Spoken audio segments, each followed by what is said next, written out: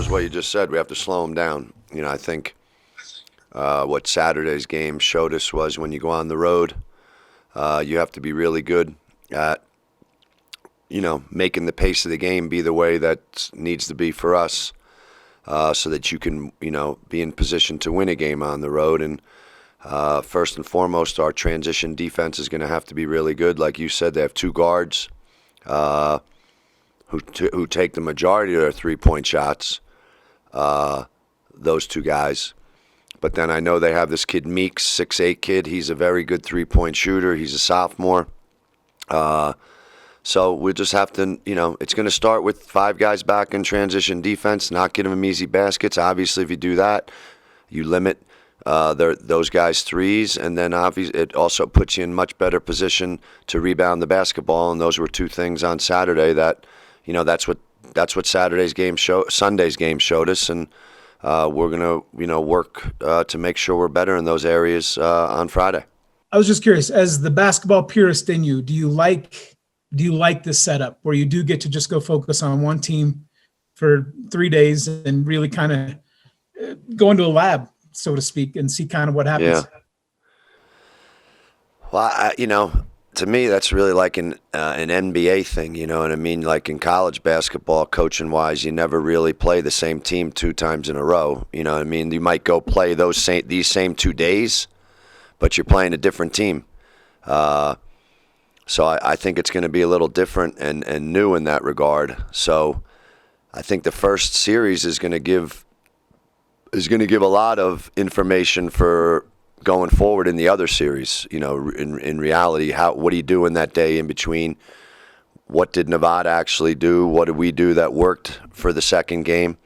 And I know personally I'm used to the day in between getting ready for another team and only having one day, and how much preparation did you do, as you were getting ready for a 2-day trip, for a 2-game trip, but you prepared for the second team a little bit ahead of time, so your team already saw some of that, and on the day in between, you're just sort of reminding them that, this is going to be, we just got played everything Nevada had threw at us, and we got to look at that and really zero in on what worked for them, because obviously you're going to know that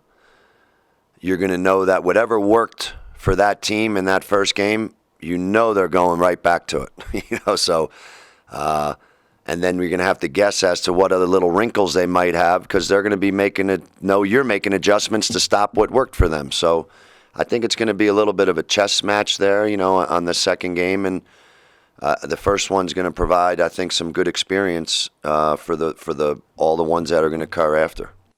Could the first one also, if a team were to get beat badly in the first game, could that carry over and have an effect just in terms of confidence for one side, and then, being a little shell-shocked on the other side? Yeah, I think I'll just go. I know the MAC in the East Coast, they just played and had their first set of these sort of back-to-backs, playing the same team, and I saw Fairfield and Iona. So exactly to your question, Iona drilled Fairfield at Fairfield the first night by, say, 24, and then Fairfield came back the next night and beat Iona by 30. It was that big of a swing in terms of whatever mental things go on. I think that's going to play a part, but I think in the grand scheme of things, like I've said before, I think it's really going to come down to, I know for us, this is a process for us, what we're working to build here, what we're working to be, what kind of team we have to be on the road. And we just played a road game. Here we go to play one Friday. We're going to have to play one Sunday. And what kind of consistency, when are we going to develop the consistency required to put yourself in position to win road games? That's what you got to do first. That's what Friday's going to be for us. We have to start to develop that consistency of what's required. And then we have to do the same thing on Sunday. And, that's what our challenge is going to be, is developing that kind of consistency. It's so early and everything, but the way that your team has bought into what you're trying to do, regardless of the results you've had so far, do you feel like the buy-in is there and the guys are picking up what you want them to pick up here early in the season? Yeah, I think to use your word, the buy-in has been good, very good, but you get challenged on that. Like you said earlier, the more you go through it, the more those results come in, the more you really find out about that buy-in, and really what it is for us in building what we're trying to build, and I'll just use the road, lack of, say, road success here. I mean, okay, well, we have to move forward, and that we're going to have to see that buy-in in action on Friday. We had a really good day yesterday in terms of watching some film, of seeing what occurred. My two things with the team were we're going to see what occurred, we're going to watch what occurred. That's the what. Then we're going to go over why it occurred. Why did these things happen? We're going to know why they happened, and then we're going to get to work on how we're going to fix that. That ultimately gets to what your words of what buy-in actually is. When you get to that process and see how your guys respond to how you're going to fix it, that's what this is really all about for us. And, like I told our guys after yesterday, we had a really good day yesterday. One day does not make a habit. We got to do it again today in practice. We got to do it again tomorrow in practice. We got to go on Friday, and we have to do it on Friday. And again, that's where that consistency comes in. And if we can get that, when you get that, that's when you do have buy-in and you don't say that word anymore. That's just who you are. That's what your team is. And I know that we have it, but you get tested in these situations. You get tested when you go on the road. And, we're going to find, see what kind of resolve our guys have, relative to where we're at right now in the season. 5 games in, going to play our first road league game after playing a really good road, a team on the road in our last game. Coach, 2 questions for you. The first, kind of feeding off of what you talked about, trying to develop consistency with your team, especially on the road. When you look at historically the challenges that Air Force has had as a program going to Reno, have you addressed that with the team at all, or has anything been said going into this series this weekend? I mean, I addressed it in terms of how we played on Sunday, and then related that to how our players who were here last year know how they played against Nevada last year. And our players know that, and Nevada's players know that. And they now have a game to watch where they watch us play against Drake.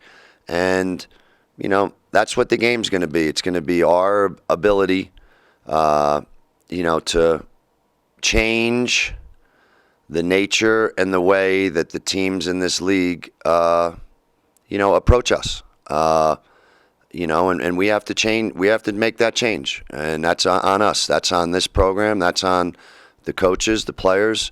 We have to change how we go out on the road and compete and have that kind of consistency and that kind of fight. And that's how I've approached it with our players. And just so happens that Nevada happens to be the first one we're playing, and they got 100 on Air Force here last year, and at their place it was, whatever you'd call whatever that game was. So we got to make that change. And that's what this weekend, Friday's game is for us, an opportunity to show that there is going to be a change made.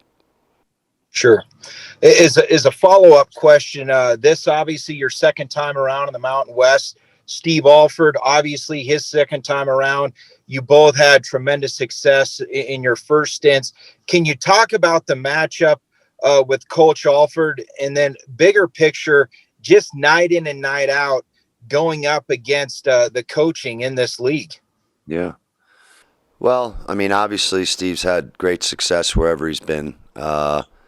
So, it's a second year with his team there at Nevada now. So that's, a little advantage, to him that he now knows, his players know. So, as I say that, they're in sort of the similar stages as us, although I think they may have played the most amount of games in our league, I think, to this point. So, that's helpful to them. But we've all gone through these little bit of, starts, stops. We've only had 4 games, so this is a little early to be playing league games. So I'm sure he's approaching it sort of the same way that, I'm talking about. It's just his team's got to start to develop some consistency, and he's a very good coach. To your point, there's a lot of good coaches in this league and a lot of good players, and that's where consistency really is what it all comes down to. The consistency of knowing how you're going to play, what your game plan is, executing that over and over again, not being deterred, not wavering from it, because especially in these back-to-backs, I really think the teams that are good at that and have that kind of mentality, they're the ones that are going to be successful in this type of environment. How did you view Glenn McClintock's performance Sunday, and then how does he learn from it in the few days you've had since then? That's a good question. Glenn's 3 games in, under his belt. First game, not much. Two more with more, but then bang, smacked in the face with college basketball for real on the road at a, really good Drake team, veterans across the board. And, I just approach it that was a new experience for Glenn. It's one he needed to have, and I'm confident that he's going to, respond to that and grow from it. I could see game 1 when we played Northridge. He got in there, whatever. How did he look? And then game 2, it looked better. Game 3, better. So I'm expecting him to, grow from that. Again, this is another new one just because it's first road league game, and that'll be a new experience. Fans won't be there and all that, but it doesn't matter. It's a road league game, and that'll be a new experience for him. But Glenn's a tough kid. He's a competitor. He's got good sense and feel for the game, and I'm confident he's going to get better game to game this year. And what's your schedule Saturday? And will the team be able to get together and watch the football game together? Yeah. No, I just thought of that walking through the halls. I saw the football guys, and I was looking at I said, oh, it's the 19th, the day in between. So, yeah, I think what time's the football game? I think it's 1:00 Mountain, I want to say. So 12:30 Pacific. So, yeah, we'll be able to watch sort of the first half. We're day in between. I think we're going, say, 2 to 3:30, whatever we're doing. So we'll have a sense of how they're doing. We'll be able to watch the beginning of it, but that's what the next day is. We're getting 2 to 3:30, and then on Sunday it's a 3:00 game. So I sort of like the schedule, in terms of the timing of when we practice. And I think we're going to be pretty well rested, just given we're practicing tomorrow here, then leaving. We're going to rest. We shoot around early on the day of the game, of a night game, So I think our players are going to be rested, and we'll find out if we're going to be ready to go right when the ref throws the ball up, because that's something we have to get better at. And I guess in the downtime between practice and everything else, what will you be able to do on the road? Are guys just going to have to stay in their rooms? Yeah, I don't know. I think it's one, we're going to have to maintain, all the vigilance required. We'll get a sense when we get to Reno. We were in Vegas, so there was an element of what could you do there. I think every locale and location's a little bit different. So we'll find out with Reno what that is. Hopefully the weather will be nice, and I think it's important that our guys don't just stay in the hotel, that they do get to go out within the realm of what's safe, what's being cautious in what we do. But, I think there's going to be downtime on Saturday. It's good we're playing early on Sunday. We can get back Sunday night, which is important. We're going to make this trip a little shorter, because of that. And, again, I think this whole 4-day road trip thing, which used to be when I was here before, we had travel partners and we'd go on the road and you'd stay at, out on the road for 4 or 5 days, Utah, BYU, say.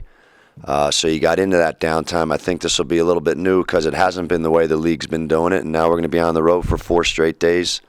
So we'll have to figure out a little bit what we do at that time, but I know it's important that our guys just don't stay in their rooms. Has anybody else made a run at getting in the rotation a little more? Mason Taylor, any more minutes? Anybody like that? Yeah. Anybody like that? I think Mason, I think we talked about Joe Octave a little before, but then he sprained his ankle and he's out, but now he's back. So is this a little too early for him to get in there? Right now it's Mason's going to, have to get in there, and we're going to look to Joe, and, we'll go from there. I mean, there's another freshman, Logan Morrissey, who I threw in there against Drake late. So we're going to keep working with those guys and see who practices well, who's picking up, what our points of emphasis are, and when the game's going on, I'll just go with what I sort of gut feel of who should get in there based upon how practices have gone and how they've been playing.